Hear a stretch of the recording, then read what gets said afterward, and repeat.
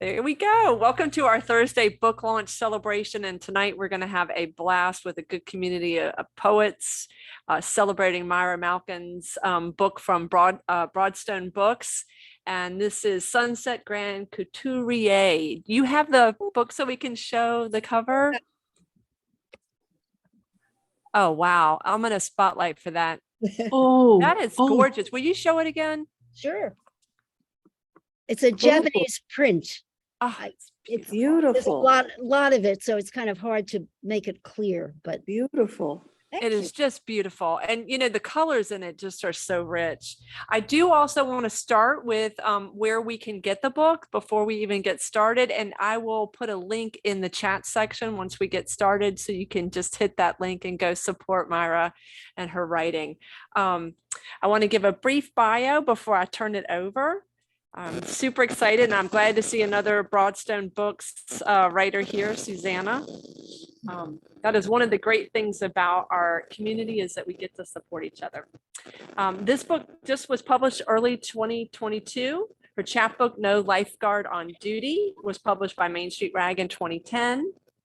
And in 2016, in a contest judged by Edward Hirsch, her poem Wallis-Wallace won the 12th Mudfish Poetry Prize. After growing up in New York City, she studied acting at the Royal Academy of Dramatic Art in London. She was a founding member of the new Repertory Company, an off-Broadway group that performed in a former funeral parlor. I have questions too, just to let you know. I really do. I've been looking forward to this, not just for your reading, but just also for you. Guys, just keep listening to this.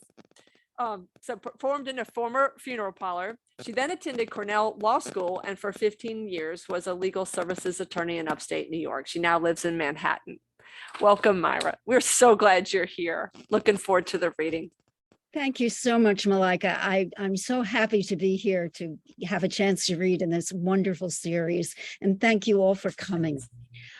I realize that most of the readings that I've done, I've tried to pretend to myself that the poems I chose made some kind of logical arc, but they haven't, and they don't tonight. They're all over the place. So I'm biting my tongue not to apologize, since I don't want to be, apologize all the time, but you get the idea.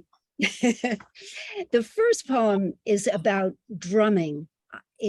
I think I wrote it because I've always liked seeing timpanists at concerts lay their ears against the tops of their drums to check the tuning.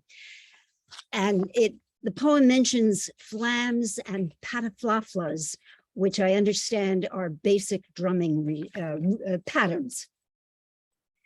Drummer tuning. The timpanist, that adept of hiatuses, with cashmere taps begets mute booms like ghosts. He has to fine-tune his hubbub kettles, the stew meat timbres in them, soft auguries of flams, of pataflafla gabble, plush tattoos. He lays his cheek against the taut-drawn skin, as though the endless rests, while violins and trumpets perorate, have magicked him to sleep. But his attentive ear still hearkens to his heavy creatures, hears as if it were an escrow, their intent, their pent-up spate, their reservoirs of roar. Most of these poems are from the book, but I have a few newer ones. The next poem is named for a small town in eastern Ukraine in the Donbass region, Avdiivka. It's partly based on an article by, I don't know how to say it, but Michael Schwirtz that was in the New York Times in April.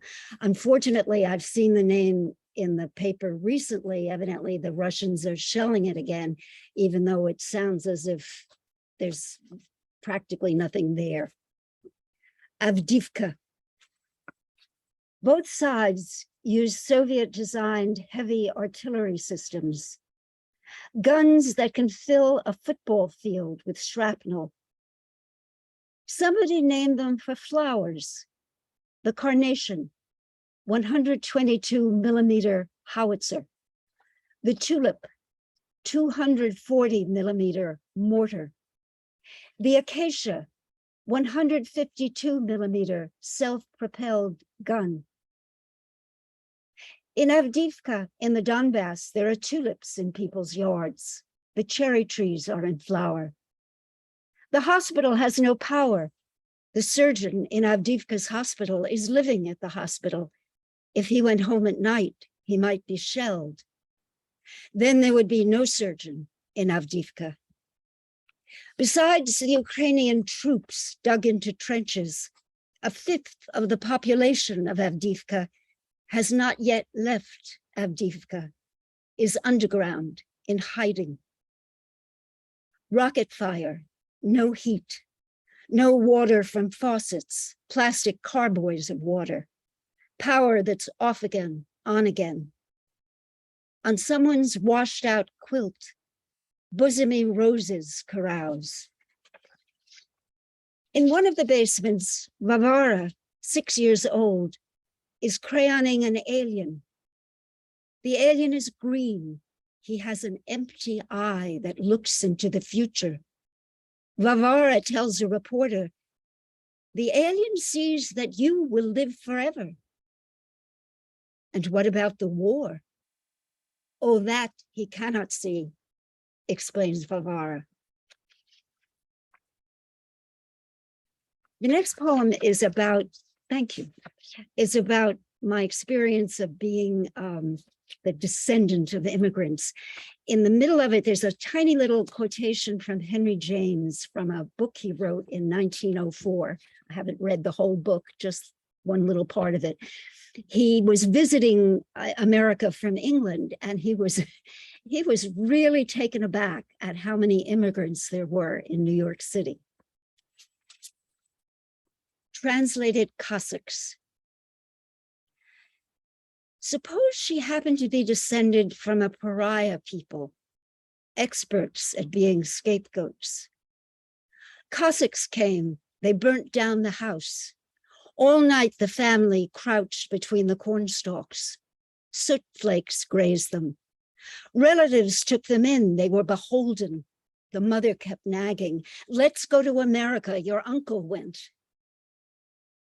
Suppose the fear got handed down, like a tureen, a jean, a plated pocket watch. In America, they still were aliens, immitigable, the sounds and signs of Jewry that has burst all bounds. Sword slashes they suffered, the triumphs of peers, at weddings, the condescension of moneyed cousins, the criticizing eyes of the ensconced. Her parents' wordless prompts, be inconspicuous, be perfect, be pretty. Can't you be pretty, damn it? She was to certify them. She was to be laissez-passer for them. She was to make a splash that would definitively scatter the cousin competition, but modestly, modestly. Ride high while lying low, lie low while riding high. No showiness that might provoke the evil eye. No gaffes, no boasts, no overeager fervor, those footholds for put-downs. But she lacked the knack of it. Muzzled her sumptuous I am, played safe, declawed herself. It doesn't matter now. New Cossacks are here, new kindly ones. Old age, marauding death. Her body is an alien. A little on a lighter note, as Malika said, I did some acting when I was young, and this poem is based on an essay by the English playwright Alan Bennett. He writes about going backstage after his actor friends are in plays, and he's trying to work out what he can say if he's not crazy about the play or crazy about a performance. You're the top. Marvelous. Marvelous is what Alan Bennett says you should say anytime you go around to an actor's dressing room to pay your respects. Simply marvelous, marvelous. That's all. Just keep saying the same thing over and over. Don't embroider. It's best not to say to your friend that the second act especially was marvelous. Oh dear. The first act, not so good then. Oh, no, no, no. That was marvelous too. Marvelous. Isn't that, after all, what everyone wants to hear? As often as possible? All the time, ideally. Marvelous. Marvelous. Marvelous.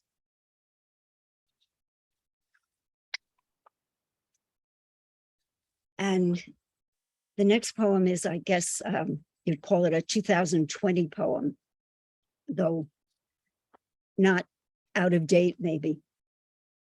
Public health dream. I dreamt of baobabs. They call them upside down trees. Then the haboob came, a desert dust storm.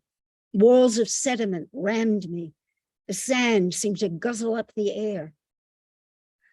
I dreamt that scurvy politicians, slivers of ice in their hearts, stood on a hillock of mud. They were washing their hands.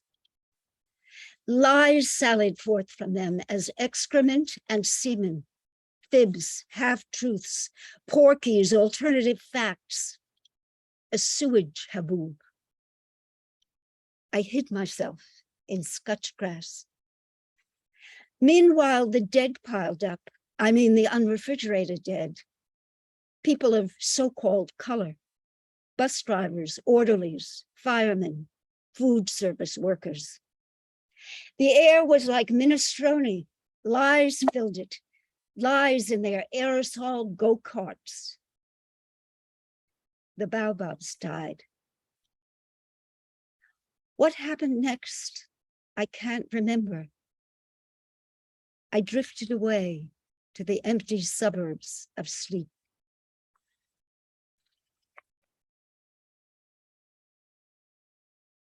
The next poem is nasty.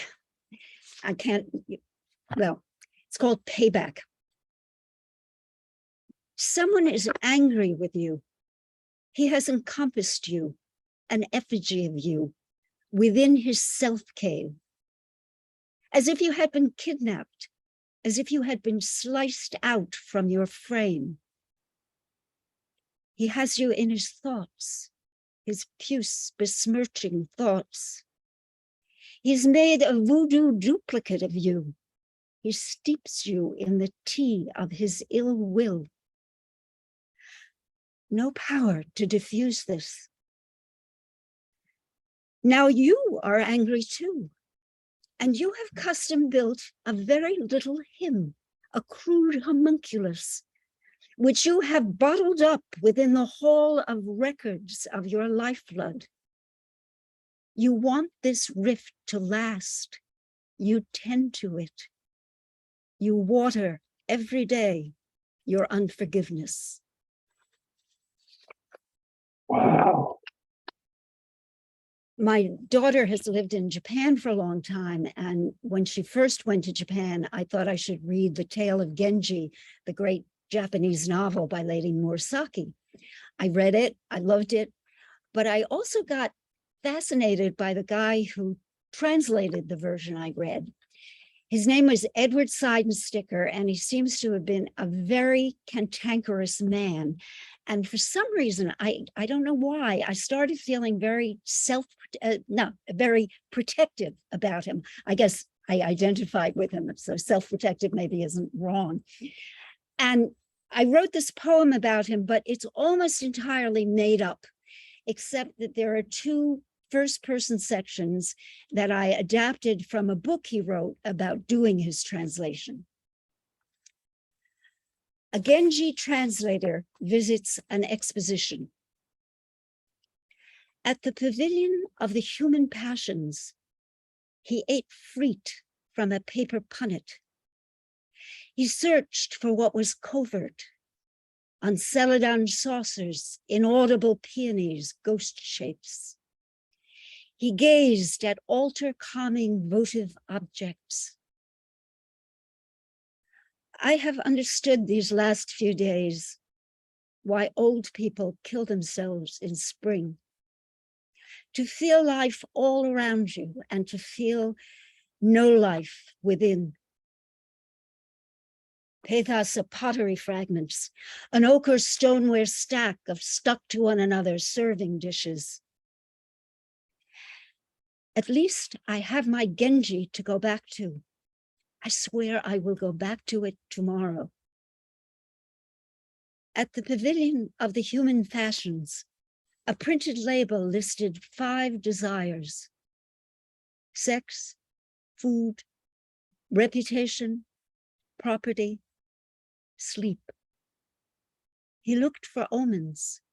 He asked the poem cards to tell his fortune. The good will not be solitary long.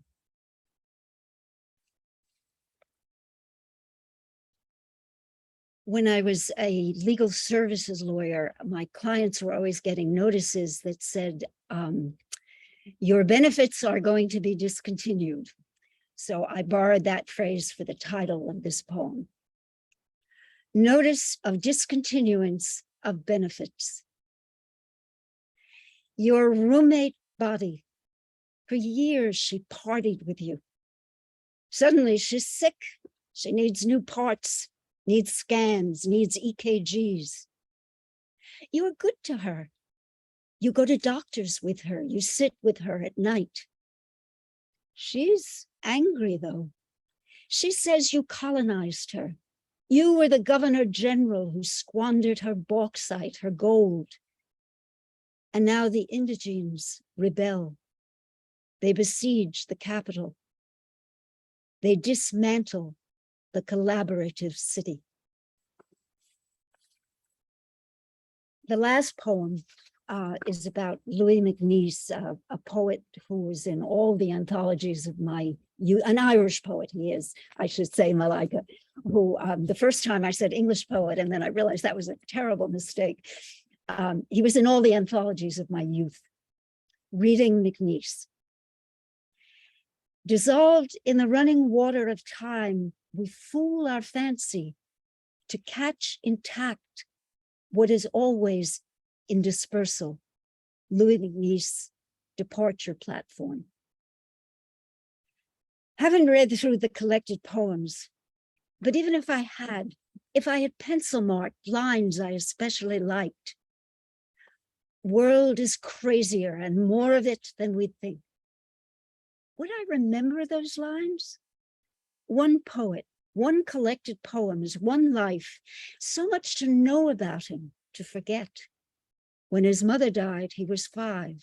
He started writing poetry at 7. The party he spent by a mantelpiece, elegant, silent. His host said, "Is it true you were brought up in Belfast at Carrickfergus?" "Yes." "Ah, that confirms a legend I have heard. A long time ago, seals invaded that coast and interbred with the folk there. Even when I copy whole poems into my current notebook, some of them slide from my head like keys from an unzipped purse. I go on doing it though. Those hospitable notebooks, those cabinets of curiosities. It's like somebody taking selfies, Buckingham Palace and me, Louis MacNeice and me. Why this compulsion to cull, to salvage sea glass fragments?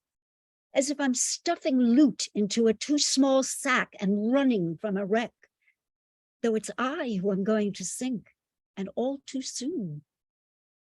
As I am drowning, I'll wave as well as I can. My darlings clutch to my chest. Thank you so much.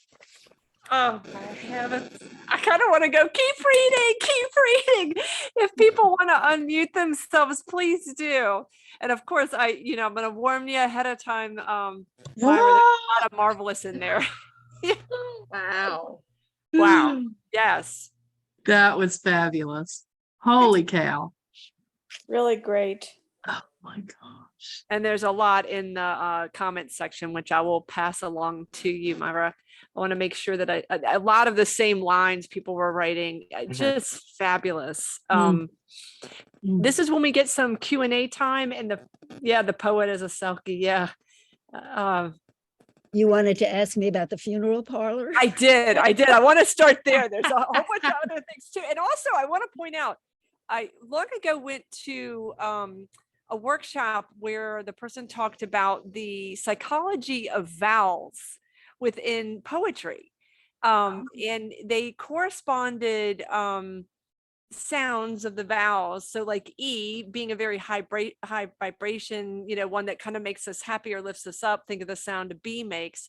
And then Oo being the gloomiest, the heaviest, haunting. And you just have fabulous words.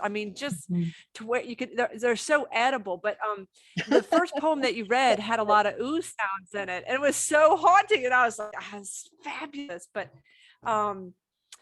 there was quite a few places where I was like, the word choices and the sounds that play off of each other was just overwhelming. It was almost hypnotizing, and I wanted to stay with the poem, but I'm also going, those words together are amazing. They just hold me. I wondered if other people had that same experience. Yeah, edible words. I felt that. Yes. Yeah. Love the word. I love calling them edible words. That's such a nice concept. But that's what it felt, and that's the same term I came up with. So I'm not surprised I'm glad to know that this was a community experience, that it felt very like edible words. They were just yummy. That's not really a question. So I did want to hear more about some, that experience. And I like how your poems are eclectic, because let's face it, you are. You just are. So I'll say, take us there. Well, I went to school in England. Really, I wasn't a very good actress. I liked plays. I was okay, but for a while I was in a very tiny little theater group. It was off Broadway, and it met in we moved from place to place. First we were in a garage, and when cars came in the garage we had to stop the play. And then we were in an ex-funeral home. It was the ground floor of what was, it probably is fancier now because everything gets fancy in New York City, but it was kind of a tenement on way west 43rd Street in New York City, quite near the river. And it was painted black, and it was owned by the son of some big real estate guy who had obviously been given this place to. And we put on some good plays. We did everything. We cleaned the bathrooms, we ran the lighting board. It was an ancient lighting board where you moved the levers up and down. And sometimes people would run off stage and run around the back so they could work the lighting board for the next scene. And I still am close. Some of them have died, unfortunately, but I still have friends from that time who are very, including Malika, the Irish American friend who was one of 10 children. Oh, one of the 10. Okay. I love that. Yeah, so you can see why we could talk to her all night about a lot of different things. Yes, definitely. But I do want to let people ask specifically about Myra's process, or how this book came about, or how she edits. I'm making sure that I didn't miss any questions, but if I did, please just jump in. I have a question. Yeah, jump in. How does your theater background inform the way you write? I assume being on the stage and speaking lines sort of influences how you hear your own poetry. That's really an interesting question, because I've never thought about it in those terms, but I think the one thing that's the most important to me when I write, the thing that upsets me most when I'm revising, is when I call it rhythm, but I think it's not exactly rhythm. I don't know, the picture I have of it is that the poem is kind of like a rope that's stretched above the ground, and I want the rope to be taut. It might be long, short lines, it might be different, iams or whatever, but I don't want it to sort of droop, and it's always drooping, and I'm always saying, oh, I thought this was finished, but it's not finished because it droops here. So maybe that is partly the result of, as you say, of being used to saying things out loud and hearing them. I'm not sure. Thank you for the question. Yeah, that actually makes sense. And the way that her words are so edible, there's such an attention to how the spoken word, stays in the air. We have a friend that's fond of saying that the page is a cold bed for a poem. They're air creatures. They're meant to live in the air. Y'all know who I'm talking about. But you really do bring them, to life in that spoken way, Laura. And I think that insight was very valid. Joan did have a question. She said, with such eclectic work, how do you organize your books or chapbooks? You mean that I own, or that I've only written two? So it's very, yeah. How do you order them? How do you put them together is what she's asking, since I see. Yeah. I think it was my Southern accent got in there. Like it sounded like order, you go make an order. No, it's the good old fashioned way. I printed them all out and I made piles on the floor, and I tried to put together the ones that were, the first book was all about my husband's death. So it was kind of, was one, but the second book, I made little piles and said, well, these are alike. And then I had a big pile of things that didn't fit, and, kind of roped them into the categories that I made. And then when I first sent this manuscript, the editor didn't want all the poems.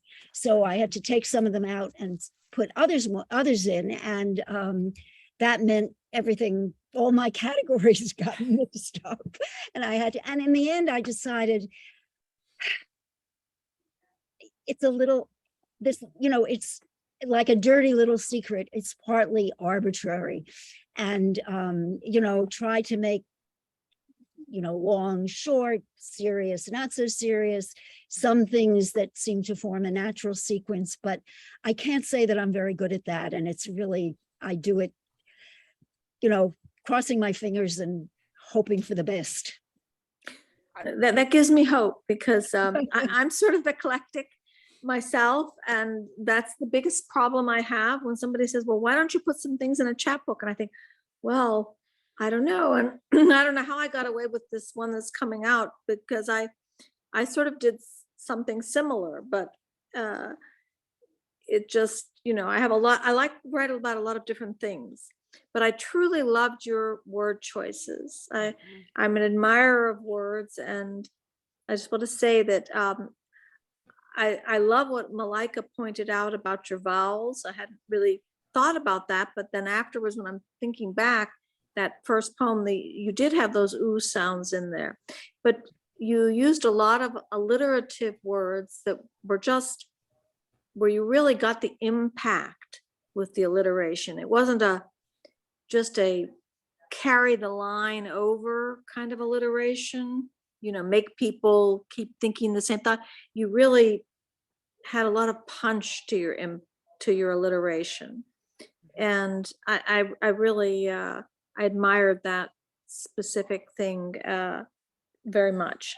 So, and your word choice in general, I loved it.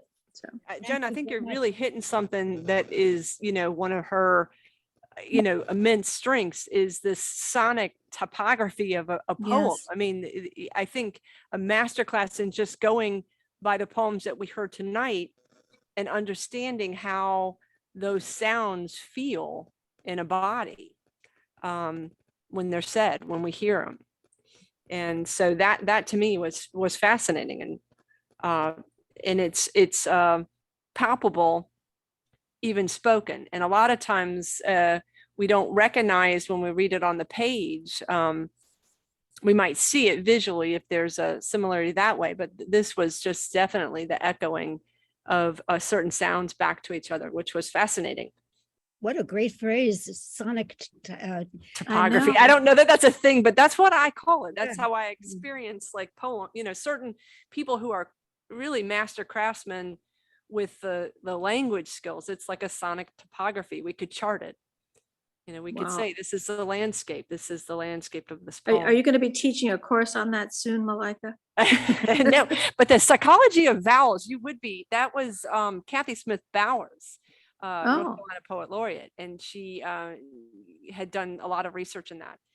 It was fascinating. I probably still have that book, like the notes or whatever from that, because my mind was blown. I'm tone deaf, so I have deep admiration. That's why Myra's like you've just been elevated to certain status, because anybody that has a good ear, I've had to work very hard.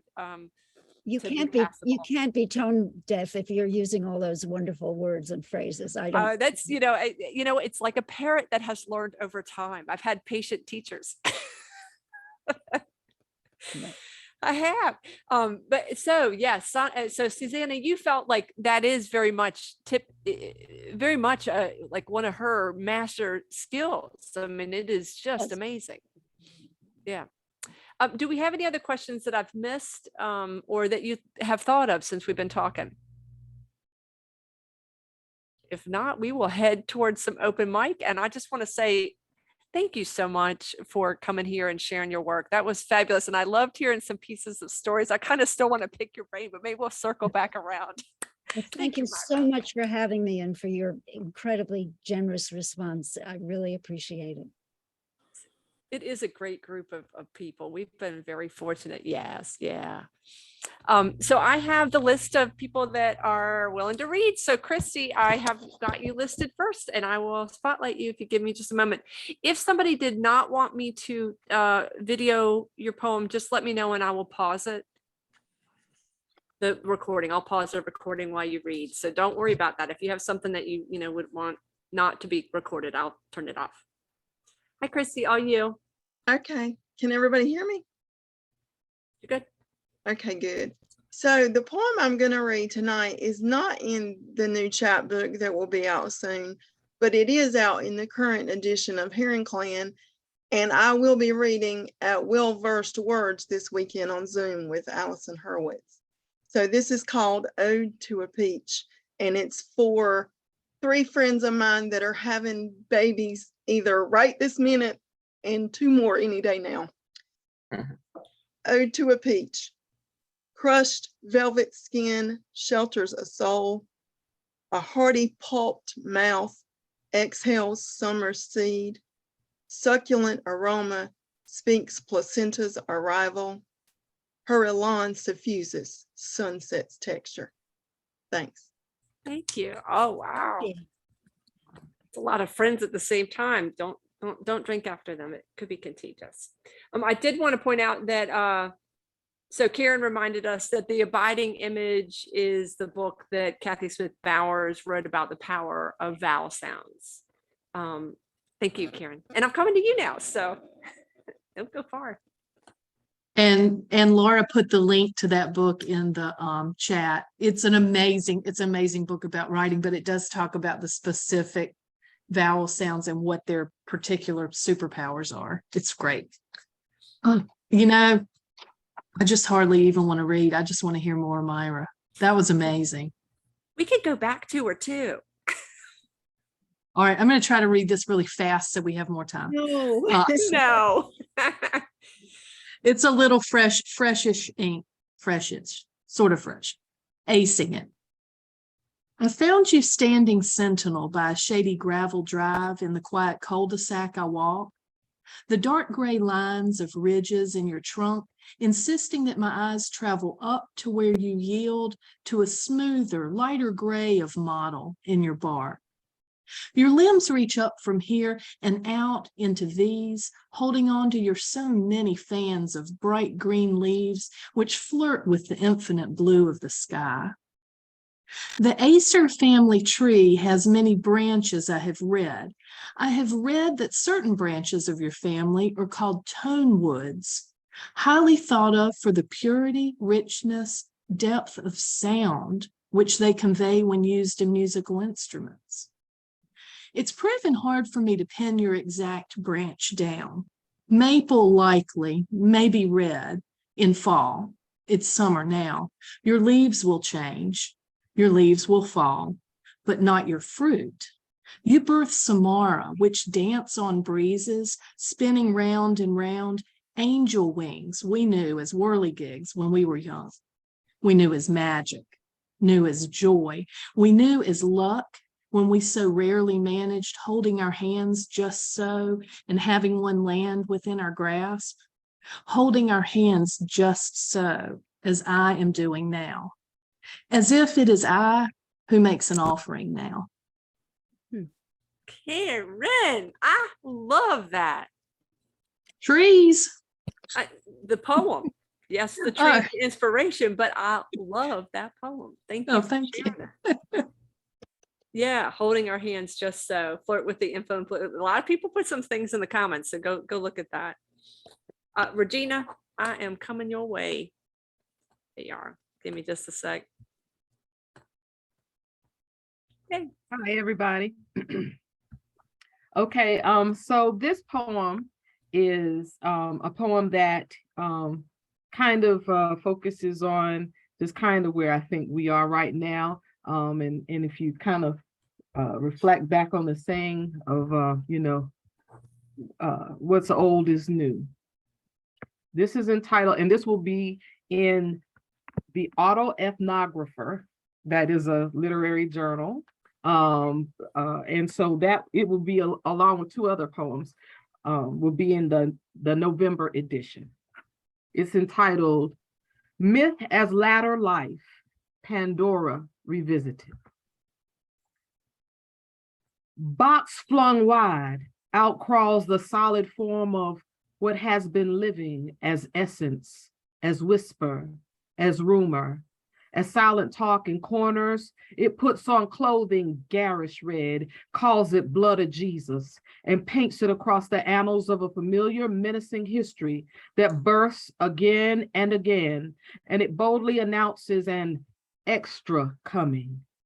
We watch, wince, feel the latter-day mist shards descend as we silently, erroneously, patiently, dangerously wait for it to dissipate, that we might welcome our solemn reign of reason back again. But fleshed out fear and rage is not easily contained, remains uncaptured, positions while it can, destroys what it will. Even when a gentler face emerges, it becomes clear the lid is lost. The strategy must change, now calling for sun spells that will evaporate this ever slicing shower of despair. Thank you, Regina. Thank you. Well, yeah, you got some comments in there. The solemn reason, the lid is lost. Yes. Okay, and I do want to remind people, if you have new books coming out, please put it in the chat section so that we can celebrate with you. Amy, coming to you, and I know you are also a Broadstone. I'm a new Broadstone author. Oh, congratulations. Yes, my new book is called Defying Extinction. And gosh, I think I'll read the first poem, and it's called Survivors. Cowhows reemerged on Bermuda's Nonsuch Island after a 300-year absence. They thrive amid native flora, wildlife, and limited access to man. Tangier Island, in the middle of Chesapeake Bay, supplies the world with soft-shell crab, where water defines life, where home and country matter. The piping plover, hailed one day each summer for its resurgence in the Rockaways, New York, lives protected in camouflage nests on the beach. Shadowboxing Arctic hares, clinging jellyfish, bone beds and badlands on Fossil Freeway in South Dakota. Me, I'm the woman with medicine in her voice, a forest bather, mating like a corpse plant, melding into time, floating toward a 12th life, like a trumpeter swan. Oh, Thank you. that's fabulous. Oh, thank you. Do you have a copy of the book so we can see the cover? Oh, Let me Can you go see- back to it. There we go. Defying extinction. Fabulous, Amy. That is congratulations. thank you. I've been I'm enjoying I'm gonna reading. ask you to come on and see us. Yeah, I'm No, the woman great. with medicine in her voice. Yeah. So look at all the comments. Yeah, and again, boy, Broadstone must really treasure the people that have that real gift of musicality. Laura, I'm coming to you. Give me just a second. There we go. Yay. Yay. I assume everybody can hear me. You are good. Okay, this is written an ekphrastic poem after a photo by LaToya Ruby Frazier. It's called Edgar Thompson Plant and the Bottom. It's called Landscapes. Embedded in my being is the rhythm of the rouge plant. Snap, drill, bang, clang, move to the next car, the next task. As we age, I look for you in the landscape, in the small houses that sheltered us whole. We shed the decay, rot, and steel that intersect our lives, that bruise the terrain of our bodies, strip down and reveal, hidden under scrap metal and parking lots, there are trees, life, and the river that runs through it all. Thank you. Oh, Laura, that is beautiful. Thanks. Whew. Wow, you you guys from really Pittsburgh? knocked it out of the park with our open mic. Thank you. What'd you Are say, you from- Joan? Is she from Pittsburgh? The Edgar Thompson steel plant. That along is the in Allegheny Pittsburgh, River. yeah. And I wrote it because I actually worked at the Rouge plant when I was in college one summer. So, which just tells you how old I am, that they were hiring summer help making Mustangs and Capris. And just looking at that landscape, of that particular photograph, that's, yeah. You had to have lived it. I only lived it from the outside, although I had relatives who worked there. Right. So I know that plant. Well, and how fabulous, like that authenticity. Immediately, you just knew, she knew. And Laura, I did want to say, check out the comments in the chat section, because I think you'll be surprised with the ones that the lines that Oh, resonate. that's nice. Yeah. Everybody that read, please do, glance at the comment section. You Chat can save the chat. Yeah, you can save the chat. Yeah, and Myra, don't worry about it. I will send it to you in its Oh, thank in you. its entirety. So we have a little bit of time left. Do we want to ask for an encore? Can we, Myra? Would you read another one if you'd be willing to? We would be so happy. If I can overcome my native indecision and grab at one. I hope that the chapbooks will be in the chat, because that will be my way of being able to find them. So please put them Yeah, in. Yeah, people, please do that. Yeah, overcome my native indecision. See, right, Regina, right there. Like, I want to write down different things that she said and thought, these are all poems. There was another thing she said, and I'm trying to see where I wrote it down, but I was like, oh, it was the talk of alien and otherness, and then the pavilion of human passions. There was quite a few things that I was like taking little notes, things that she was just saying in passing. Oh, Myra. Well, I'm going to read a silly poem, I guess. It's the last poem in the book, and you'll see what I mean. It's called Conversation Piece. Lady Throckmorton Bess, Sir Walter Raleigh's wife. Queen Bess was Betty Davis. Joan Collins played Plain Bess. King James had Raleigh beheaded. Sir Walter at the block cried, "Strike, man, strike, set on my soul an everlasting head." Thus ended his short light. Some underling embalmed the severed head. Bess took it home, and everywhere she went, like Mary with her lamb, the head went too. For one addicted to continuance, no more incongruous than death itself, or plastic coffered characterless ash. What did Bess store it in? A Jacobean haversack, perhaps?